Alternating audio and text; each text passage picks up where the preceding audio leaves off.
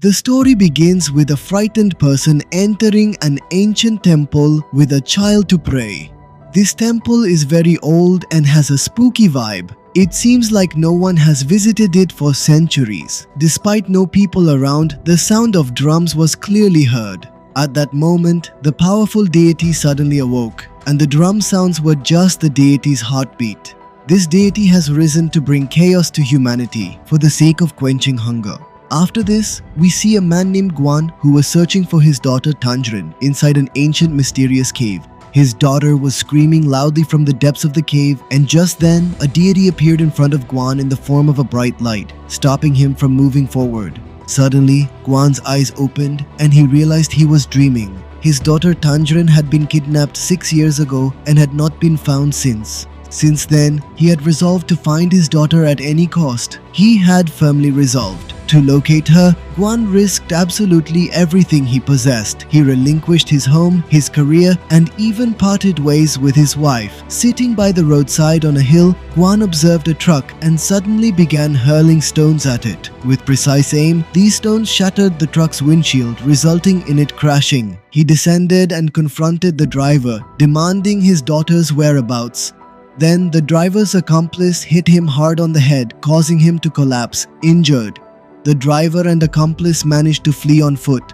A bit later, when Guan regained consciousness, he opened the truck's rear door. He saw that inside many children were locked in cages. This revealed that Guan had somehow discovered a child trafficking ring and had thoughtfully attacked their vehicle. In the hope of finding his daughter, he checked all the cages but failed to find Tangerine. Just then, the police arrived, and it appeared as if Guan was the one trafficking the children. The police arrested him on this charge. In the back of the police car, handcuffed, Guan fell asleep and once again dreamed of his daughter. This time, Tangerine was tied up in black swampy vines. Suddenly, Guan's eyes opened and he saw that the police had taken Tangerine's photo from his pocket. This made him very angry and he hit the police officer to get the photo back, after which he escaped from there. He noticed another vehicle nearby. Without hesitating, Guan quickly entered the automobile for his own protection. The operator of this vehicle was Ling, and she was completely knowledgeable about every aspect of Guan's life. She was also entirely informed about Tangerine's vanishing. She assured Guan that she would assist him in locating Tangerine. The narrative subsequently shifted back to a bygone era, where a valiant warrior named Kang was desperately fleeing from several pursuers. The commander of these pursuers was an elderly man. As soon as Kang ascended to the summit of the hill, he found himself encircled by them. Just as they were on the verge of capturing Kang, his sister appeared and shoved him off the hill to rescue him. Before pushing him, she advised Kong to head west, and then she alone confronted all of them. However, somehow Kong climbed back up the hill and saw that the old man and his people had killed his sister. Now in anger, Kong drew his spear and advanced to kill the old man. But the old man warned him that if he killed him, he would never be able to. You will not be able to escape from red men. Even after hearing all this, Kang killed him. The chaos ended, and now Kang was exhausted from running away from his enemies. Kang made a big decision to go to the city and kill his greatest enemy, Lord Redman. Just then, the old man's armor began to move because it was searching for a new owner, and suddenly, it attached itself to Kang's body. It could independently think for itself, and now, it had selected Kong to aid him in his new mission. This armor fully integrated with Kong's body, after which an eye manifested on his chest. She escorted him to a building where she was employed and displayed photographs of 5 young girls. We requested Guan to recognize his daughter, but Guan was unable to do so because it had been 6 years since the incident. Soon, the issue to find out about the daughter, a DNA test can be done, but in return, one must work for the company. They knew that Guan had some kind of powers. He has the ability to stop or move things he throws with his mind, and now the company wanted Guan to use his powers to take the life of a writer named Kang. This writer narrates his written stories in live streams, and the strange thing was that whenever his novel's character Lord Redman got hurt, something would happen to Willing's boss Limo as well. Even the company's boss Limo encounters some sort of accident. The corporation attempted every conceivable method to halt this author, yet nothing proved effective. They were skeptical of this narrative entirely, but they were left with no alternative. He is determined to rescue his daughter at any cost. The next day, Guan arrived in a small town with a new look, having shaved his head. There was a congregation there. While on his way, Guan listened to an audiobook by Quan and realized that the things people here dream about are related to Quan's stories. Quan followed him the entire day, looking for an opportunity to attack, and finally reached the library. However, he failed to hide because there was no one else in the library besides Kong and him. Suddenly, Kong asked him why he had been following him all day. Trying to save himself, Guan said, "Sir, I am a huge fan of your novels."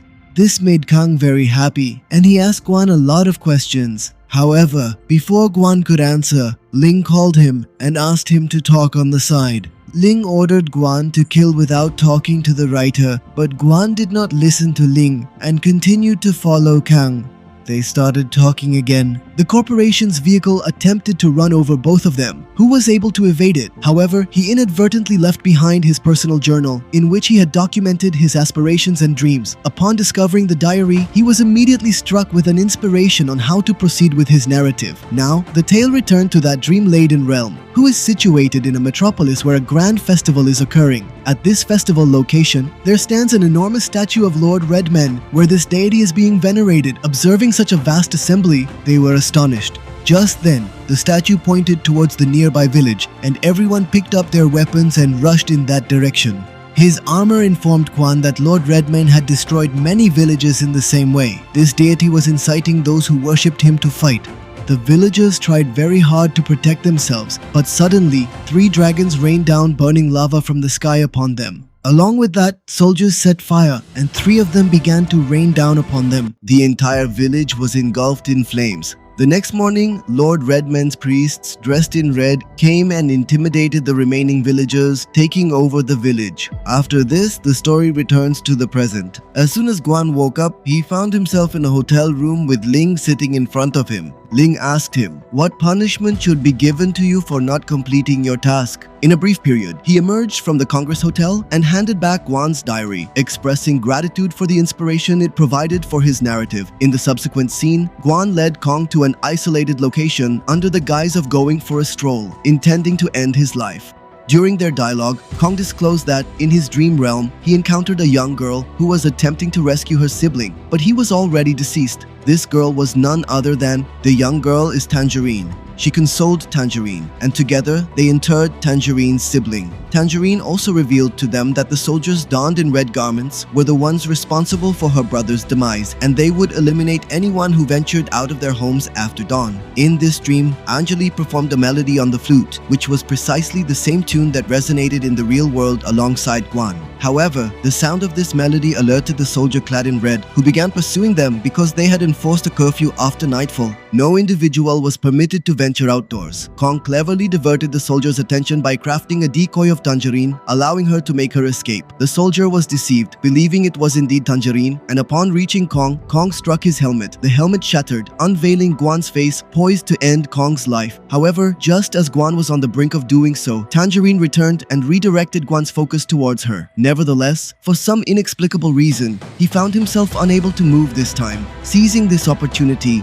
and Tangerine swiftly fled from that place. In the tangible realm, Kang was in the process of composing all this when Guan approached him from behind. Guan had experienced identical dreams in his fantasy world that Kang had recently inscribed in his novel. Guan seized a stone and assaulted Kang, rendering him unconscious and causing him to tumble into a chasm. He approached Kang, softly humming the same melody for the final time. The story that Kang had written in his novel suddenly came to life when he heard a child's voice humming the same tune in the middle of the road.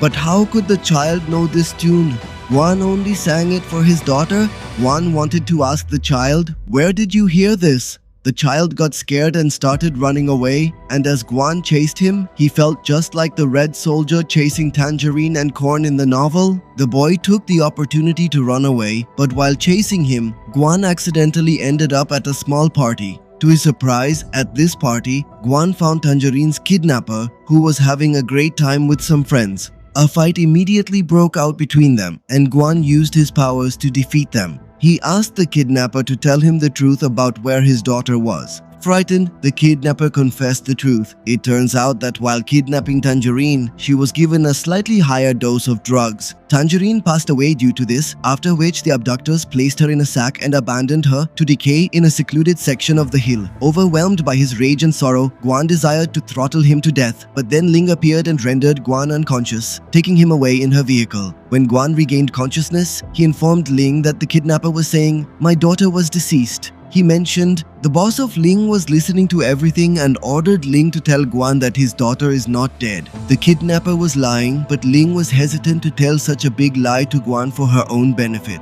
Now Guan told Ling that he would kill Kong and she shouldn't worry about it. He just wanted the kidnapper. He wanted to kill him with his own hands. He asked Ling to get the kidnapper out of police custody for him. After this, we see that Ling's boss was quite angry with her because he had told Ling that the captive's daughter was alive, but Ling, she didn't want to stoop so low. In that imaginary world, Kang and Tangerine escaped from the Red Soldier and reached the city, where they saw many people dying for no reason due to the battle. When they arrived at Tangerine's house, they discovered that Tangerine's family had passed away some time ago because they had gone out during the curfew. As they were talking, some followers of Lord Redman barged in and tried to kill them both. Who leaped forward to rescue Tangerine's life? There was something peculiar about his armor. It appeared quite different. Oh, you're evolving into a hero in the actual world. Who did Guan encounter on the rooftop of a tall building? Completely oblivious, the individual who had assaulted him earlier was Guan himself. Guan uncovered that in his novel, he had portrayed Guan as the Red Soldier. Consequently, the wound that the soldier bore on his head was now present on Guan's head as well, which he sustained while battling the kidnapper. Guan seized Kong's notebook and discovered it was uncovered that all the peculiar occurrences she witnessed were penned by Kong in his manuscript. And astonishingly, Tangerine was also an existent character in this narrative. This revelation made it evident that Kong had inadvertently crafted a parallel universe through his novel, and whatever he inscribed in it transpired to the individuals in this realm as well. Kong noted that in the concluding chapter, he and Tangerine were encircled by numerous soldiers of Red Redman. Subsequently, a notion was proposed that they absolutely must secure victory in the battle at all costs. At this point, the narrative shifted back to that fictional realm where Kang was on the verge of confronting the Red Men's soldiers. Abruptly, Kang's armor detached from his body and metamorphosed into a creature capable of generating any weapon at will. The armor advanced, slicing through the throng. I leaped in and quickly comprehended that the armor functions in accordance with my desires because it possesses Kum's blood. I hit the armor's chest and declared, "I am your master. Do you comprehend? You must adhere to my guidance." Meanwhile, in the actual world, Guan contacted Link to inquire if he would rescue Kum. "Demonstrate your strength, young man," he stated, as he was eager to save Tangerine in the narrative. Shortly thereafter, amidst their dialogue, Wang informed Guan that his father and Li Bu were once business partners, and then unexpectedly, one day, Guan's father perished in an accident. However, she was silently listening to their conversation and discerned that Li Mu was the one responsible for Guan's father's death, and now, to conceal his secret, he also intends to eliminate Guan. Ling furiously called Li Mu and insisted, "Reveal the truth to me," but Li Mu disconnected the call without providing any response. Shortly afterward, as Ling was returning to her vehicle, suddenly Li Mu's, he administered an electric shock to her and placed her in the rear seat of the vehicle. Meanwhile, Guan and Kong proceeded to the library, where Kang was on the verge of composing the final segment of his novel, and Guan was thoroughly prepared to rescue Quan if anyone attempted to interfere. In that fantastical world, Quan and Tangerine arrived at the Red Men's Grand Palace, where they observed thousands of Red Soldier statues.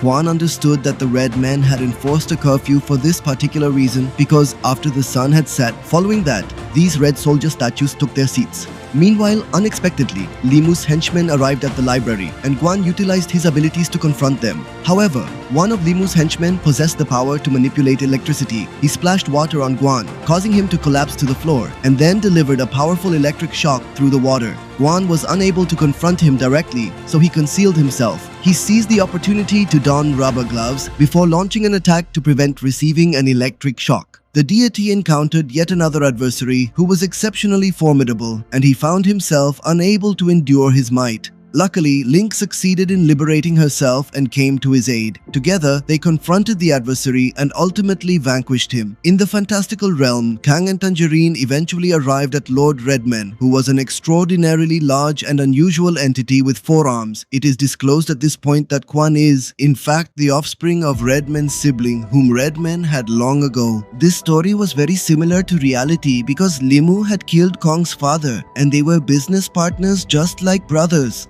Knowing this, Kong became very angry and challenged Redman to a fight. Going outside, Redman showed Kong a tree where his father was buried. As the fight began, that armor transformed into a living being again so that they both could face Redman together. They attempted to confront the formidable Redman, but even when combined, they were unable to inflict any harm upon him.